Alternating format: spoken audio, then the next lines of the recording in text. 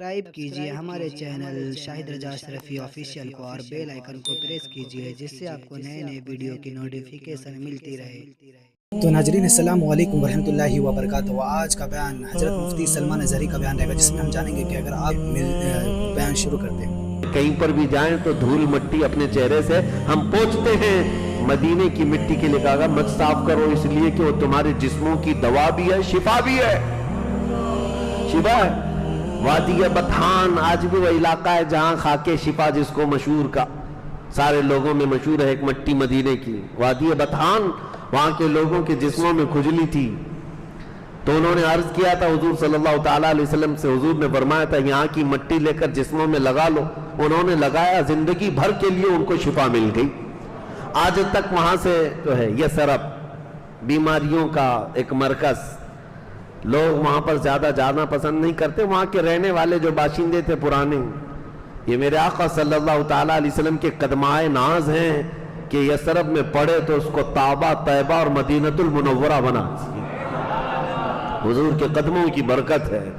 بلکہ جہاں جانے والے بیمار ہو کر کے آتے تھے، اب حال یہ ہے کہ بیمار وہاں جا کر شفا لے کر آتے ہیں۔ میرے آقا نے فرمایا غبار المدینۃ فیہ شفاء، مدینے کی اڑنے والی دھول مٹی میں بھی شفا ہے۔ ہاں، مدینے سے جو صحابہ گھوڑ سواری کرتے یا گھوڑے پر دوڑ کر کے نکلتے تو گھوڑے جب دوڑتے تھے تو ٹاپ کے نیچے سے دھول اڑتی تھی اور دھول جو چہروں پر آتی، فرمایا گیا کہ وہ دھول کو صاف نہ کرو، دنیا میں کہیں پر بھی جائیں تو دھول مٹی اپنے چہرے سے ہم پوچھتے ہیں، مدینے کی مٹی کے لیے کہا مت صاف کرو، اس لیے کہ وہ تمہارے جسموں کی دوا بھی ہے، شفا بھی ہے، شفا ہے۔ وادی بطحان آج بھی وہ علاقہ ہے جہاں خاک شفا جس کو مشہور کا سارے لوگوں میں مشہور ہے، ایک مٹی مدینے کی وادی بطحان، وہاں کے لوگوں کے جسموں میں کھجلی تھی تو انہوں نے عرض کیا تھا حضور صلی اللہ تعالیٰ علیہ وسلم سے، حضور نے فرمایا تھا یہاں کی مٹی لے کر جسموں میں لگا لو، انہوں نے لگایا، زندگی بھر کے لیے ان کو شفا مل گئی۔ آج تک وہاں سے جو تبرکات کے قائل ہیں وہ تمام اہل عقیدت، اہل محبت اس مٹی کو عقیدت سے اٹھا لاتے ہیں۔ ہمارا تو یہ ماننا ہے کہ وہ ایک خاص علاقہ ہے جہاں سے مٹی لاتے ہیں لوگ، لیکن ہم تو یہ مانتے ہیں کہ حضور کا پورا مدینہ دارالشفا ہے، پورا مدینہ دارالشفا ہے۔ ہمارا تو یہ ماننا ہے کہ وہ ایک خاص علاقہ ہے جہاں سے مٹی لاتے ہیں لوگ، لیکن ہم تو یہ مانتے ہیں کہ حضور کا پورا مدینہ دارالشفا ہے، پورا مدینہ دارالشفا ہے۔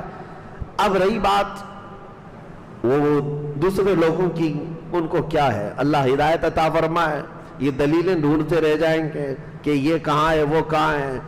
ان ظالموں کو ابھی دلیلوں میں الجھنے کی ہی اللہ تبارک و تعالیٰ نے کیسی زندگی دی ہے ان کو کہ یہ مندروں کو دیکھنے کے لیے عرب سے یہاں آ رہے ہیں اور پھر ہمارے مدینے میں اٹھانے والی مٹی پر اعتراض کرتے ہیں کہ تم لوگ تو قبر پوجوے ہو، شرک کرتے ہو، بدعت کرتے ہو۔ ہم تو کہتے ہیں تمہارے لیے یہ ساری مندریں مبارک، ہمارے لیے میرے آقا کے قدموں سے لگی مٹی مبارک۔ تم اپنے اپنے نصیبے کی بات ہے۔ اب یہ یثرب سے 6 لوگ آئے تھے حج کے دوران، نبی پاک صلی اللہ تعالیٰ علیہ وسلم نے ان کے سامنے اسلام رکھا۔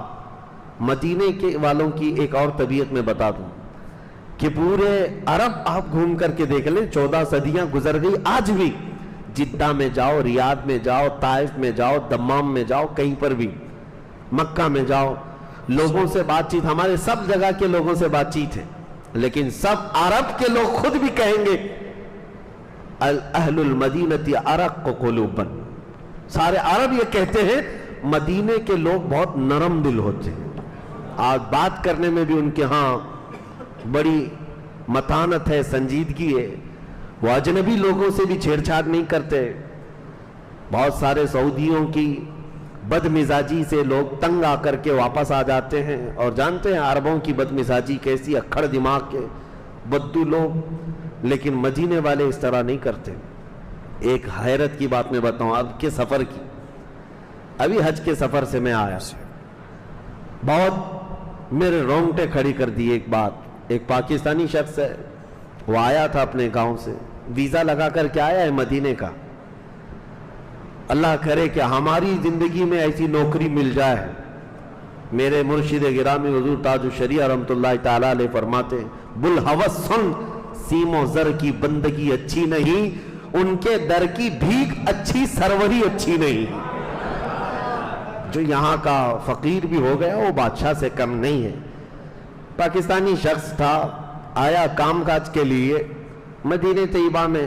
آنے کے بعد جو کفیل ہوتا ہے، کفیل کا جو عرب ہوتا ہے اسپانسر، جس کے ذریعے سے ویزا ملتا ہے کمپنی کو، یعنی گورنمنٹ کو، وہ یہ ذمہ داری دیتا ہے کہ یہ شخص میری کفالت میں، ذمہ داری میں نے اس کو بلایا۔ یہ کفیل کا سسٹم وہاں پر ہے، اسپانسر۔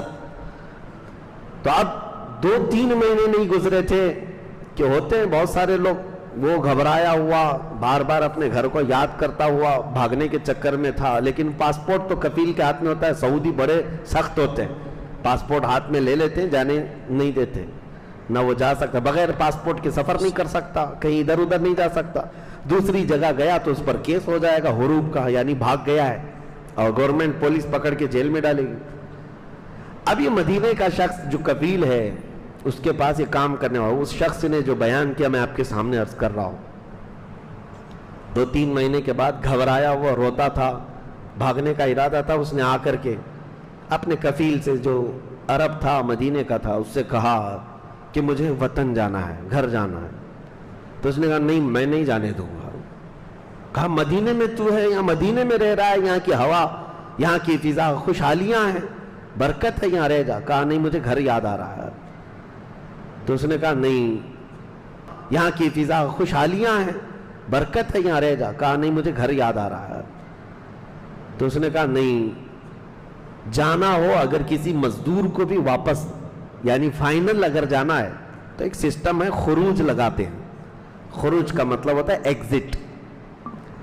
کفیل اسپانسر آ کر کے گورنمنٹ کو یہ کہتا ہے کہ میں نے اس کو ایگزٹ کر دیا، میں نے اس کو باہر کر دیا، خروج لگا دیا۔ اب وہ مزدور آ سکتا ہے، قانونی ہے یہ، جو کام کرنے والا ایگزٹ لگا کر کے آنے کا مطلب فائنل آ رہا ہے۔ اب اس عرب نے کہا کہ میں ایگزٹ نہیں لگا سکتا تیرے اوپر، خروج کا یہ سکہ نہیں لگا سکتا۔ وہ بہت منت سماجت کرتا رہا، کہا کہ آپ کچھ لے لو، پیسہ مجھے مت دو۔ کہا پیسے ویسے کا مسئلہ ہی نہیں میرے لیے، مال و دولت اللہ نے بہت دیا ہے۔ آج سماجت کرتا رہا، کہا کہ آپ کچھ لے لو، پیسہ مجھے مت دو۔ کہا پیسے ویسے کا مسئلہ ہی نہیں میرے لیے، مال و دولت اللہ نے بہت دیا ہے۔ 8 دن گزرنے کے بعد وہ پاکستانی کہتا ہے، میں اس کا جبہ پکڑ کر کے ہلا دیا، کہا کہ خروج لگا دینے میں، ایگزٹ لگا دینے میں کیا جاتا ہے؟ اس نے کہا بیٹا بات یہ نہیں ہے کہ میرے پیسوں کا نقصان ہوگا، تیرے ویزے لگانے کے خرچے کا نقصان ہوگا، بات یہ ہے کل کو اگر رسول اللہ کے سامنے مجھے پیش کیا جائے اور پوچھا اگر مصطفیٰ نے میرے مدینے سے نکالنے کا تجھے حق کیا تھا، میں اگرچہ تو کام کاج کے لیے آیا ہے، میں تیرا ایگزٹ نہیں لگا سکتا، زندگی تو پوری گزار لے، اب میری بات سن، کام میں دل نہیں لگتا، کام نہیں کرنا چاہتا۔ وہ عرب کی زبان میں کہہ رہا ہوں، جو مدینے والا کہتا ہے کہ میری طرف سے ہر مہینے 1500 ریال لے لے اور صبح سے شام تک خالی درود پڑھتا بیٹھ جا، کام مت کر، میرے گھر میں رہ، کام مت کر، دل نہیں لگتا، لیکن تو جو بھی کہے گا میں ایگزٹ نہیں لگاؤں گا، مجھے ڈر ہے کہ کبھی نبی پاک نے فرما دیا میرے مدینے سے نکالنے کا تجھے حق کیا تھا۔ میرے عزیزوں، وہ پاکستانی شخص کہتا ہے یہ بات سن کر کے میں سہم گیا، 14 صدیوں بعد بھی مدینے والوں کا دل آج بھی اس طرح سے ہے، یہ میرے آقا کی برکت تھی۔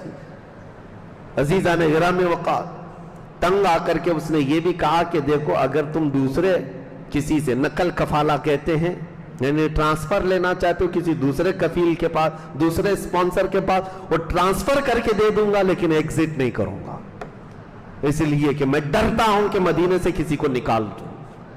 تو یہ میں نے صرف ایک مثال اس لیے رکھی کہ مدینے والوں کے دل نرم تھے، وہ نرم دل تھے۔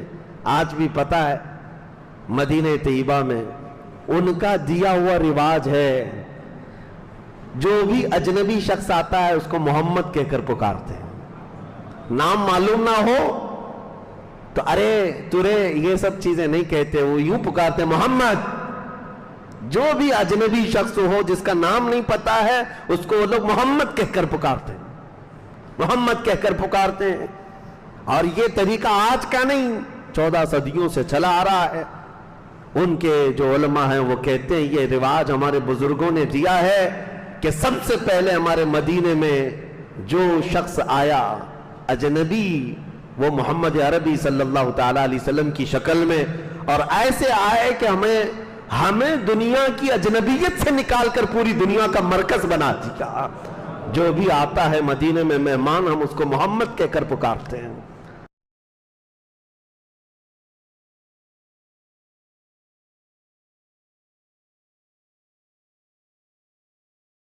तो नाज़रीन, वीडियो अगर अच्छी लगी तो जरूर वीडियो को लाइक करें और हमारे चैनल पर अगर नए हैं तो जरूर सब्सक्राइब करें और अल्लाह से दुआ करें कि अल्लाह हमें नेक अमल करने की तौफीक अता फरमाए, हर बला मुसीबतों से, परेशानियों से, आफतों से, बीमारियों से हिफाजत फरमाए। चलिए नाज़रीन, मिलते हैं अगली वीडियो में, तब तक के लिए अस्सलाम वालेकुम व रहमतुल्लाहि व बरकातुहू।